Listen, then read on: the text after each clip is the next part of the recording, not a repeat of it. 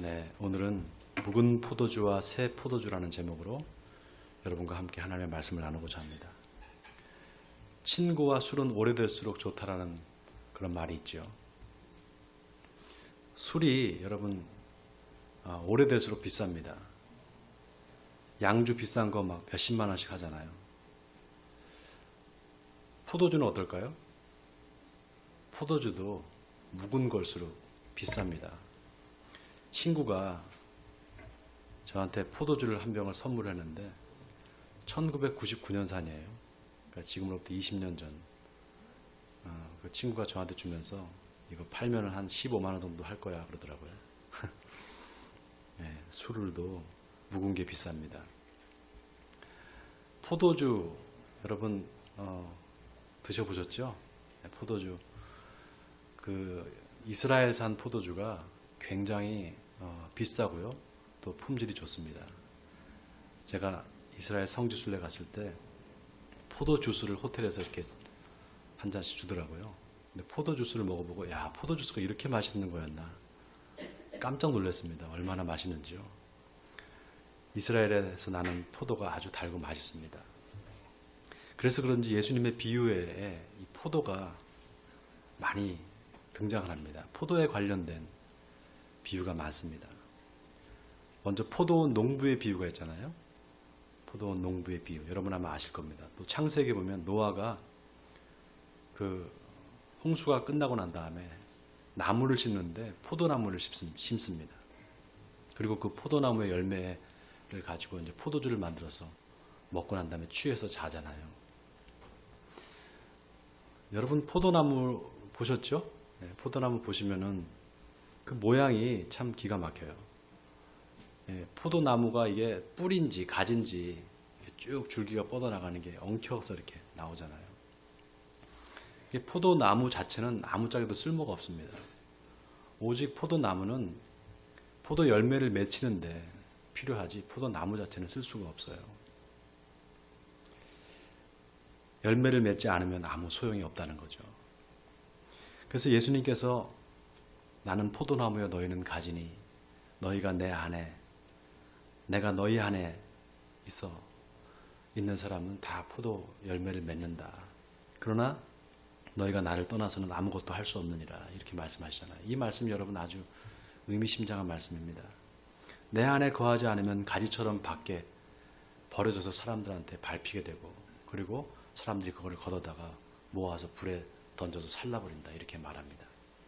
이 말이 무슨 말입니까? 예수를 믿는다고 하지만 아무 열매가 없는 사람, 그런 사람은 하나님께서 그 사람을 심판하신다 이런 뜻을 갖고 있습니다.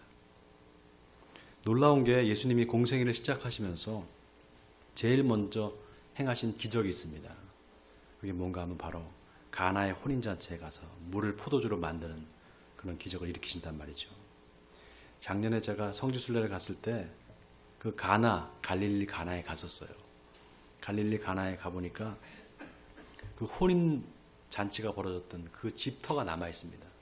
근데 거기에 교회를 세워놨어요. 근데 그 집에 들어가는 입구에 큰 돌로 만든 항아리가 있습니다. 예수님께서 그 돌 항아리에다가 물을 채워라. 그러고 난 다음에 그 물을 제자들에게 떠서 갖다 주라. 그랬을 때 그 물이 변해서 포도주가 되잖아요. 여러분 유대인의 결혼 풍습에 이 결혼식이 아주 특별합니다. 결혼식에 다른 음식은 다 떨어져도 괜찮은데 포도주가 떨어지면 아주 큰 결례입니다. 그런데 그 가나의 혼인잔치에 그만 포도주가 떨어져 버린 거죠. 그때 예수님의 모친이었던 마리아가 예수님한테 와서 뭐라고 합니까? 포도주가 떨어졌습니다. 이렇게 말을 합니다. 그러니까 그때 예수님께서 여자여 나와 무슨 상관이 있습니까? 아직 내 때가 이르지 아니하였나이다 이렇게 말합니다. 내 때가 이르지 아니하였나이다. 여러분 이 말이 무슨 말일까요? 이 말은 심판의 때가 이르지 아니하였다 이 말입니다. 요한계시록 19장에 보면은 어린 양의 혼인잔치가 나옵니다. 혼인잔치에 백마를 탄 사람이 나타나요. 백마를 타고 한 사람이 나타나는데 그 사람이 옷을 입고 있는데 흰 옷을 입고 있는데 흰 옷이 다 붉게 물이 들어 있습니다. 왜냐하면은 진노의 포도즙 틀을 발로 밟는단 말이죠. 그때 그 포도즙 틀에서 나오는 그 포도가 튀면서 그 사람의 흰 옷을 다 붉게 물들인 것이죠. 바로 그 흰 말을 타고 온 사람이 누군가? 바로 예수님입니다. 그러면 그 진노의 포도즙 틀은 뭐냐? 바로 행악자들, 악인들을 전부 다 그 포도즙 틀에 넣고 예수님이 짓밟아 버리는 겁니다. 그래서 옷에 다 피가 튀어서 피가 묻은 걸 그렇게 붉게 물들었다 이렇게 상징을 하는 겁니다. 바로 하나님의 심판을 얘기하는 거죠. 그러니까 예수님이 내 때가 이르지 아니하였나이다 이렇게 말하는 것은 아직 심판의 때가 이르지 아니하였습니다. 아직 내가 심판자로 오지 않았습니다. 이런 뜻을 갖고 있습니다. 여러분 놀랍지 않습니까? 예수님이 첫 공생의 사역에서 제일 먼저 하신 일이 잔치집에 가서, 혼인잔치집에 가서 물을 포도주로 만드시는 그런 기적을 일으키셨는데 그게 바로 심판에 대한 이야기였다 이 말입니다. 그래서 성경에서 혼인잔치가 나온다 그러면 무조건 그거는 100% 심판과 관련이 있습니다. 그리고 혼인집 이야기, 신랑 신부 이야기가 나오면 항상 요한계시록 19장의 이야기와 연결이 됩니다. 그래서 예수님의 비유 중에 유난히 혼인잔치 비유가 많아요. 열처녀의 비유 여러분 아시죠? 열처녀의 비유. 열처녀의 비유도 혼인잔치의 비유잖아요. 5명의 슬기로운 처녀가 있었고 또 5명의 미련한 처녀가 있었는데 5명의 슬기로운 처녀는 등과 기름을 준비했는데 어리석은 5처녀는 등은 준비했는데 기름을 준비하지 않잖아요. 그래서 기름이 그만 떨어져 버리니까 신랑이 이제 막 왔는데 온다고 하는데 기름이 떨어졌으니까 어떡합니까? 기름을 사러 간 그 와중에 신랑이 와버리는 거죠. 그리고 혼인잔치에 문이 닫혀버립니다. 그러니까 기름을 사러 갔던 어리석은 5처녀가 문을 막 두드립니다. 문을 열어달라고. 근데 그때 신랑이 나와서 뭐라고 말합니까? 내가 너희를 도무지 알지 못한다. 이렇게 말을 합니다. 그리고 뭐라고 말하는가 하면은 예수님께서 그런즉 깨어있으라. 너희는 그 날과 그때를 알지 못하느니라. 여러분 그 날과 그때가 뭡니까? 바로 심판의 날, 심판의 때를 얘기하는 거죠. 또 임금이 자기 아들을 혼인시키려고 사람을 초청하는 그런 비유를 예수님께서 하셨어요. 임금이 자기 아들, 그러니까 왕자죠. 왕자를 혼인시키기 위해서 사람들을 다 초청을 했는데 초청했던 사람들이 아무도 오지를 않습니다. 그러니까 임금이 화가 나서 종들을 시켜서 시장과 거리에서 아무나 데리고 오라고 말을 합니다. 그러니까 종들이 나가서 아무나 붙잡아서 그 혼인잔치에 데리고 옵니다. 그런데 한 사람이 예복을 입지 않고 앉아 있는 거예요. 그러니까 그 예복 입지 않은 사람을 뭐라고 얘기합니까? 저 사람을 묶어서 바깥 얻었는데 내쫓아라. 슬피 울며 이를 갈리라. 이렇게 말합니다. 이게 다 뭡니까? 심판을 이야기한단 말이죠. 자, 오늘 본문에 보면은 포도주에 대한 이야기가 나옵니다. 또 혼인잔치에 대한 이야기가 나와요. 자, 그러니까 뭡니까? 이것도 심판에 대한 이야기죠. 아, 이게 심판에 대한 이야기겠구나 이렇게 생각이 들지 않습니까? 자, 오늘 본문에 바로 앞에 27절에 보면 예수님이 레위라는 세리를 제자로 부르시는 장면이 나옵니다. 이 레위가 누군가? 바로 마태입니다. 마태복음을 기록한 예수님의 제자였던 세리 마태. 그 사람의 본명이 레위였습니다. 그런데 예수님이 그 이름을 레위에서 마태로 바꿔주시는 겁니다. 그래서 마태라는 이름은 하나님의 선물이다 이런 뜻을 갖고 있습니다. 그러니까 마태의 직업이 세리였단 말이죠. 여러분 이 세리가 뭐 하는 건지 아세요? 세리, 세금 걷는 사람. 그러니까 로마 식민지 치하에서 사람들한테 가서 세금을 달라고 하면 어떻겠어요? 그럼 뭐 완전히 매국노잖아요. 그러니까 로마 시대 그 세리를 이스라엘에서는 가장 아주 악한 사람, 죄인이라고 딱 지목을 해서 세리하면 죄인 이렇게 등식이 성립됐던 그런 때였습니다. 근데 예수님께서 그 세리 마태를 제자로 부르시는 겁니다. 그러니까 마태가 얼마나 기뻤는지 잔치를 벌입니다. 친구들을 다 초청을 하고 예수님과 예수님의 제자들을 초청을 합니다. 그래서 예수님께서 제자들과 함께 그 마태의 집에 가서 식사를 하시는 겁니다. 그런데 그때 바리새인과 서기관들이 와서 예수님의 제자들한테 이렇게 말합니다. 너희들은 왜 죄인들과 같이 식사를 하느냐? 이렇게 말을 합니다. 그러니까 예수님이 건강한 자한테는 의사가 필요 없고 병든 자한테나 필요하지 않느냐. 내가 의인을 부르러 온 것이 아니라 죄인을 부르러 왔다. 이렇게 말씀하셔요. 그러니까 다시 바리새인과 서기관들이 요한의 제자들은 자주 금식을 하고 기도를 합니다. 그리고 바리새인들의 제자도 그렇게 금식하고 기도하는데 왜 당신의 제자들은 먹고 마십니까?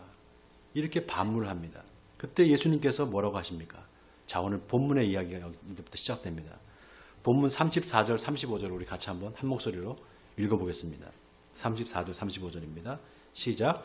예수께서 그들에게 이르시되 혼인집 손님들이 신랑과 함께 있을 때 너희가 그 손님으로 금식하게 할 수 있느냐? 그러나 그 날에 이르러 그들이 신랑을 빼앗기리니 그 날에는 금식할 것이니라. 자, 여러분 여기 손님이 누굴까요? 손님. 혼인집 손님들 그랬는데 손님이 누굴 얘기하는 걸까요? 바로 제자들 얘기하는 겁니다. 그럼 신랑은 누굴까요? 예수님이죠. 예수님.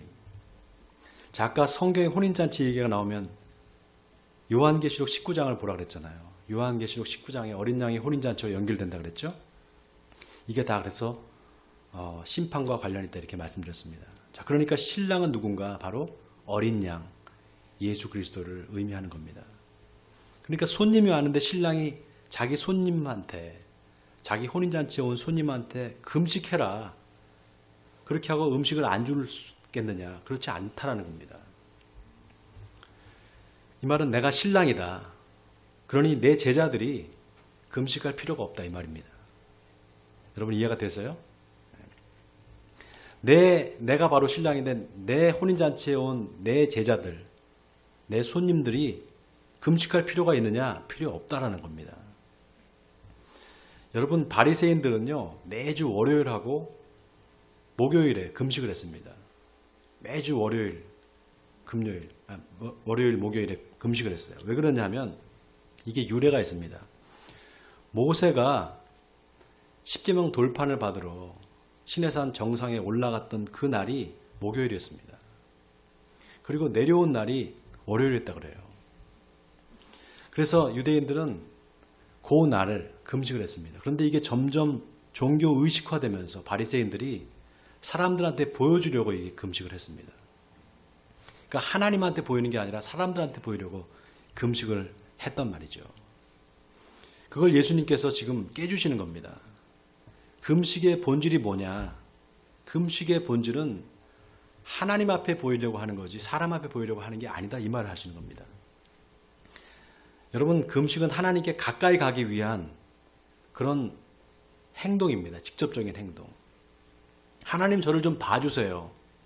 제 기도를 들어주세요. 금식에 이런 의미가 있습니다. 그러니까 사람한테 보이려고 하는 게 아니라 하나님께 보이려고 하는 거죠. 금식은 그래서 누구한테 보이느냐? 하나님한테 보이려고 하느냐? 사람한테 보이려고 하느냐? 여기에 관건이 있습니다. 예수님과 바리새인들 사이의 그 금식 논쟁의 그 핵심이 바로 여기 있습니다. 사무엘 하 12장에 보면은요, 여러분 다윗이 밧세바와 불륜을 저지르고 아이를 임신을 합니다. 그러니까 다윗이 그걸 감추기 위해서 밧세바의 남편 우리아를 전쟁터에 보내서 죽게 만든단 말이죠. 그때 나단 선지자가 다윗을 찾아옵니다. 그래서 뭐라고 하는가 하면 당신이 낳은 그 아이가 반드시 죽을 겁니다. 하나님께서 치실 겁니다. 이렇게 말합니다. 그리고 나서 진짜 그 아이가 정말 심하게 앓게 됩니다. 그때 다윗이 그 말을 듣고 그때부터 식음을 전폐하고 금식하기 시작해요. 아이를 살려달라고 금식을 하기 시작한 거죠. 그런데 일주일 만에 그 아이가 그만 죽어버립니다. 그러니까 다윗이 웬걸 몸을 깨끗이 씻고 머리에 기름을 바르고 그 다음에 신하들한테 음식을 차려라 그러고 그거를 음식을 먹기 시작합니다. 그러니까 신하들이 아니 왕이여 어떻게 아이가 살아있을 때는 금식을 하더니 죽으니까 음식을 다시 잡수십니까? 이건 무슨 연유입니까? 이렇게 물어봅니다. 여러분 보통 유대인들은 사람이 죽으면 그때 금식을 합니다. 그런데 다윗은 그 반대로 한 거예요. 그러니까 다윗이 뭐라고 하는가 하면 아이가 살았을 때는 내가 혹시 금식을 하면 하나님께서 그 아이를 살려주실까 함인데 이제 죽었으니까 금식할 이유가 없다라고 말합니다. 자, 이건 뭘 말하는 거냐? 금식을 누구한테 보이려고 하느냐? 하나님께 보이려고 하는 거다. 또 하나 금식은 산 사람을 위해서 하는 거지 죽은 사람을 위해서 하는 게 아니라는 겁니다. 자, 그런데 보세요. 예수님이 잔치집에 신랑이 있을 때는 금식할 필요가 없다. 그런데 빼앗길 날이 온다. 그때는 금식해라. 이렇게 말씀하시잖아요. 여러분, 이 말이 아주 의미심장한 말입니다. 여러분, 예수님이 누굽니까? 바로 말씀이 육신이 돼서 오신 하나님이시란 말이죠. 그러니까 하나님과 함께 있는데 너희가 금식할 이유가 있느냐? 금식할 이유가 없다라는 겁니다. 아까 금식이 어떤 거라고요? 하나님께 가까이 가기 위한 거다 그랬잖아요. 그런데 신랑을 빼앗길 날이 온다. 그때는 금식해야 된다. 이 말은 바로 예수님께서 하나님이신데 이제 하나님께서 너희를 떠날 때가 온다. 그때는 금식해야 된다. 이 말이에요. 자, 여기서 우리가 금식의 본질이 뭔가를 알 수 있습니다. 금식을 왜 해야 되느냐? 첫 번째, 하나님한테 가까이 가기 위해서 하는 거다라는 겁니다. 하나님한테 가까이 가기 위해서는 여러분 우리가 죄가 있으면 안 됩니다. 죄를 가지고 하나님 앞에 가까이 갈 수가 없습니다. 그래서 하나님 앞에 가까이 가기 위해서는 우리 죄를 먼저 회개해야 됩니다. 그렇기 때문에 금식은 첫째 회개의 의미가 있습니다. 두 번째 왜 금식을 해야 되느냐? 생명을 살리기 위해서 금식을 하는 겁니다. 누가 죽을 병에 걸렸다 그러면 그 사람을 위해서 금식하며 기도하는 거, 그거 하나님께서 들으십니다. 죽을 병에 걸린 사람이 금식하면 안 되죠. 그 병에 걸린 사람은 잘 먹어야 됩니다. 그러나 그 사람을 위해서 금식하고 기도하는 거, 그걸 하나님께서 귀하게 보십니다. 자, 그리고 예수님께서 뭐라고 하시는가? 36절을 보세요. 또 비유하여 이르시되 새 옷에서 한 조각을 찢어 낡은 옷에 붙이는 자가 없나니 만일 그렇게 하면 새 옷을 찢을 뿐이요 또 새 옷에서 찢은 조각이 낡은 것에 어울리지 아니하리라. 자, 여기 새 옷은 뭐고 낡은 옷은 뭘까? 자, 여기 잘 보세요. 여기 새 옷이라고 말하지 않고 새 옷에서 한 조각을 찢은 것 이렇게 말합니다. 새 옷에서 한 조각을 찢어서 낡은 옷에 붙이는 자가 없다 이렇게 말하잖아요. 그러니까 새 옷 조각을 얘기하는 거죠. 그걸 낡은 옷에 붙이는 사람이 없다는 겁니다. 여러분, 새 옷 1000조각 하나 그거를 얻고자 해서 새 옷을 찢으면 어떻게 될까요? 그 새 옷 어떻게 됩니까? 버리는 거죠. 못 입게 됩니다. 그러니까 낡은 옷을 고치자고 그 새 옷을 찢어갖고 그 새 옷에 그 헝겊 조각을 갖다 붙이는 사람이 있겠느냐? 그런 사람은 없다라는 겁니다. 그럼 어떻게 해야 되느냐? 그냥 새 옷을 입으면 되죠. 그냥 새 옷을 입으면 됩니다. 굳이 낡은 옷을 고쳐서 입을 필요가 없단 말입니다. 그냥 새 옷을 입으면 되는 겁니다.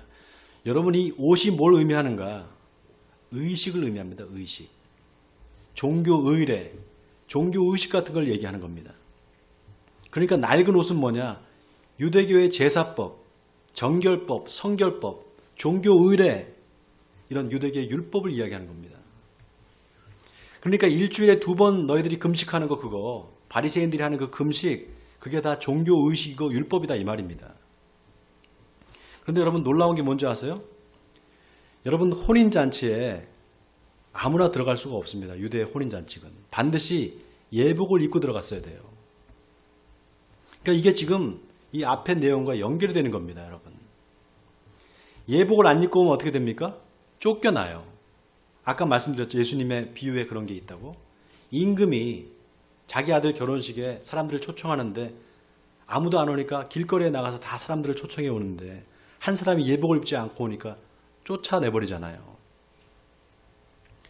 성경에 혼인잔치가 나온다 그러면 무조건 요한계시록 19장과 연결된다 그랬잖아요.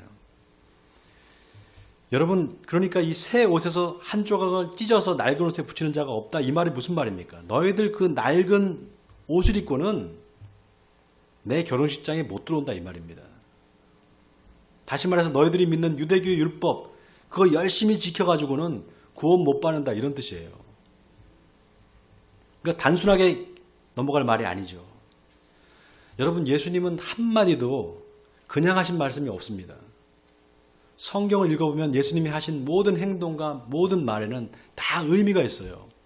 그냥 하나 허튼 말 하신 게 하나도 없습니다. 모든 말과 모든 행동이 다 의미를 갖고 있습니다. 우리가 이걸 볼 수 있는 눈이 열려야 됩니다. 자, 다음 37절, 38절 우리 다 같이 한 목소리를 읽겠습니다. 시작. 새 포도주를 낡은 가죽 부대에 넣는 자가 없나니 만일 그렇게 하면 새 포도주가 부대를 터뜨려 포도주가 쏟아지고 부대도 못 쓰게 되리라. 새 포도주는 새 부대에 넣어야 할 것이니라. 여러분들 유대인들이 양치는 목동들이었단 말이죠. 원래 유목민입니다. 유대인들은.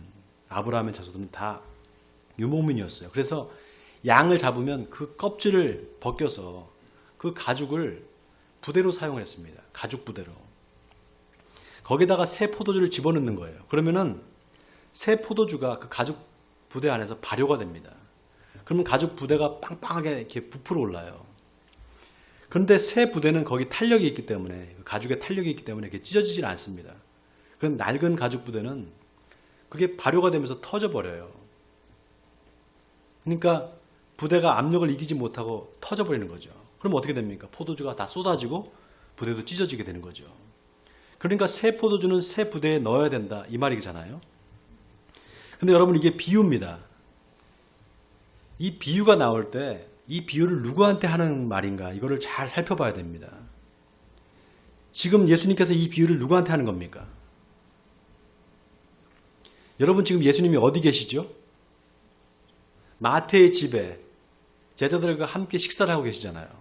그때 바리새인들이 와서 왜 당신의 제자들은 금식을 하지 않느냐, 이렇게 시비를 걸었단 말이죠. 그때 예수님께서 하신 이 비유란 말이에요. 그러니까 이 비유는 누구한테 하는 겁니까? 예수님의 제자들과 바리새인들한테 하는 거예요. 자, 지금 예수님 말씀하시는 겁니다. 너희 중에 새 포도주를 낡은 부대에 넣는 사람이 없지 않느냐. 새 포도는 새 부대에 넣어야 된다. 이 말을 들을 때 바리새인들이 어떤 생각을 했을까요? 또 예수님의 제자들은 어떤 생각을 했을까요? 내가 그러면 새 부대인가? 내가 낡은 부대인가? 내가 낡은 옷인가? 내가 새 옷인가? 이걸 계속 생각했겠죠. 근데 여러분, 예수님이 참 기가 막힌 게요. 그리고 나서 뭐라고 하시는가 하면 마지막 39절을 보세요. 묵은 포도주를 마시고 새 것을 원하는 자가 없나니 이는 묵은 것이 좋다 함이니라. 이렇게 말씀하셔요. 묵은 포도주를 마시고 새 것을 원하는 자가 없다. 이 말이 무슨 말입니까? 다 묵은 포도주만 마시려고 한다, 이 말입니다. 다 묵은 포도주만 마시려고 한다는 거예요. 새 포도주는 새 부대에 담아야 된다. 그래야 포도주도 보존되고 부대도 보존된다. 그런데 사람들이 묵은 포도주를 마시고는 그게 좋다. 그러니 참 어찌하면 좋겠느냐. 참 답답하다. 예수님이 지금 탄식하고 계시는 거예요. 바로 내가 그 새 포도주인데 나를 그냥 마시면 되는데, 그럼 구원을 받을 텐데 안 마시려고 한다는 겁니다. 내가 말하는 것을 듣지 않으려고 한다는 겁니다. 또 내 새 옷을 찢어서 낡은 옷에 붙이는 자가 어디 있느냐? 그런 사람이 있느냐? 없지 않느냐? 그냥 새 옷을 입으면 된다. 그런데 자꾸 사람들이 옛날 옷을 주워 입으려고 그런다. 찢어진 것도 다 해서 찢어진 거를 버리지 않고 그거를 새 옷을 찢어가지고 그것을 거기다 갖다 붙이려고 한다. 바로 내가 새 옷이다. 그런데 너희가 나를 입어야 혼인잔치에 들어올 수 있다. 나를 입어라. 그래야 구원받을 수 있다. 지금 이 말을 하는 겁니다. 여러분, 이거 아멘입니까? 신앙생활을 한 10년쯤 하면 어떻게 되는가? 타성해졌습니다. 형식적인 믿음이 된다, 이 말입니다. 이건 제가 한 말이 아니고요. 돌아가신 오카노 목사님이 하신 말씀이에요. 신앙생활 한 10년째 하게 되면 사람들이 이상해진다는 거예요. 다 타성해졌는답니다. 그래서 교회에 나와서 예배드리는 것도 점점 형식적이 됩니다. 왜 그렇게 되느냐? 점점 익숙해지거든요. 그게. 그리고 이게 내가 다 아는 거야, 이렇게 생각합니다. 여러분, 처음에 여러분 신앙생활 시작했을 때 성경책 볼 때 어땠어요? 성경에 그 말씀이 어떤 뜻일까 막 이렇게 하고 봤잖아요. 근데 이제 어때요? 한 10년쯤 지나서 성경을 볼 때마다 이거 내가 아는 거야. 그리고 그냥 넘어가시잖아요. 형식적이 되는 거죠. 점점 어떻게 되는가 그렇게 되면 바리새인들처럼 됩니다. 바리새인들처럼 돼요. 종교인이 된다 이 말입니다. 그리스도인이 돼야 되는데 점점 종교인이 된다 이 말이에요. 저는 한국 교회가 이미 그렇게 유대교화됐다고 생각합니다. 이미 유대교화됐다고 생각해요. 이미 율법화됐다고 생각합니다. 하나님은 매일 세상을 새롭게 창조하시는데 우리는 맨날 그날이 그날인 것처럼 그렇게 살아가고 있는 거죠. 그러면서 내가 이제 뭘 하겠나? 내가 이렇게 나이가 들었는데 뭘 하겠나? 그냥 나 믿음도 그냥 현상 유지만 하면 되지 이렇게 생각을 합니다. 여러분 하나님은 살아계신 하나님이십니다. 여러분 이거 아멘입니까? 그래서 성경도 죽은 책이 아닙니다. 성경은 살아있는 책이에요. 제가 청년 시절에 하나님을 인격적으로 만났습니다. 어떻게 만나느냐? 하나님이 뭐 뿅 하고 나타나서 만난 게 아니라 성경을 펼쳤는데 성경의 활자가 확 튀어나오는 겁니다. 살아서. 글자가 살아서 튀어나와요. 지금도 똑똑히 기억이 납니다. 죄와 허물로 죽었던 너희를 살리셨도다. 그때 너희가 행하여 이 세상의 풍속을 쫓고 세상의 공중에 권세 잡은 자를 따랐으니 이는 곧 불순종의 아들들 가운데 역사하는 영이라. 에베소서 2장 1절이 그냥 활자가 튀어나왔어요. 제 얼굴을 향해서 그 글자들이 돌진해 왔습니다. 하나님의 말씀이 살아있었던 거죠. 여러분 하나님은 살아계십니다. 하나님은 죽은 자의 하나님이 아니라 산 자의 하나님이십니다. 이 말이 무슨 말입니까? 주님의 말씀이 그 하나님의 말씀이 우리를 살린다는 겁니다. 우리의 영을 날마다 살린다는 겁니다. 제가 청년 시절에 하나님을 인격적으로 만나고 나서 바로 이 본문을 읽게 됐어요. 근데 성경을 읽다가 옛날에는 여러분 이 말씀이 새 포도주라고 하지 않고 새 술이라고 나왔습니다. 옛날 성경은 새 술은 새 부대에 담아라 이렇게 나와 있었어요. 그래서 제가 이 성경을 읽다가 이 새 술이 뭘까? 새 부대는 뭘까? 하나님 이거 좀 알려주세요. 이렇게 기도를 했습니다. 근데 기도가 하자마자 제 입에서 새 술은 예수님의 말씀이니라 이렇게 나왔습니다. 새 부대는 성령으로 거듭난 심령이니라 이렇게 제 입술에서 그냥 저절로 말씀이 튀어나왔어요. 하나님께서 제 입에다가 말씀을 담아주신 겁니다. 그러니까 이 말이 무슨 말인가? 성령으로 거듭나지 않으면 예수님의 말씀을 지킬 수 없다는 겁니다. 성령으로 거듭난 심령이라야, 성령으로 거듭난 사람이라야 예수님의 말씀을 지킬 수 있다. 이 말입니다. 사랑하는 성도 여러분, 오늘 본문이 우리에게 주는 메시지가 바로 여기 있습니다. 하나님이 세상을 어떻게 구원하시는가? 만물을 새롭게 재창조하심으로 구원하십니다. 만물을 새롭게 재창조하세요. 항상 하나님은 우리를 새롭게 하십니다. 우리를 새롭게 창조하시는 거예요. 여러분 사실 우리는 매일 새로 태어나는 것과 같습니다. 매일 부활을 경험하는 거예요. 여러분 밤에 주무실 때 내가 오늘 자면 못 깨어날지도 모른다 이렇게 불안해서 그런 마음을 가지면 어떻게 잠을 자겠어요? 내일 내가 일어날 거야 이렇게 무조건 믿기 때문에 잠을 주무시는 거 아니겠어요? 그렇게 우리는 매일같이 새롭게 태어나는 거예요. 하나님께서 우리를 매일 새롭게 하십니다. 그런데 우리는 그날이 그날인 것처럼 그렇게 살아가고 있는 거예요. 하나님은 언제나 우리를 새롭게 하십니다. 누구든지 그리스도 안에 있으면 새로운 피조물이라 이전 것은 지나갔으니 보라 새 것이 되었도다. 예수님 안에 있으면 예수 그리스도 안에 있으면 하나님이 우리를 언제나 새롭게 재창조하십니다. 여러분 하나님이 살아계신 거 믿으시죠? 그 하나님이 언제나 우리를 새롭게 하신다는 거 믿으십니까? 원하기는 2020년 새해에는 날마다 주님 안에서 새롭게 되시는 여러분 되시길 바랍니다. 여러분 가정에 하나님의 새 창조의 은혜가 임하길 바랍니다. 그래서 살아계신 주님과 함께 날마다 동행하심으로 하나님을 기쁘시게 하는 여러분 되시길 주님의 이름으로 간절히 축원드립니다.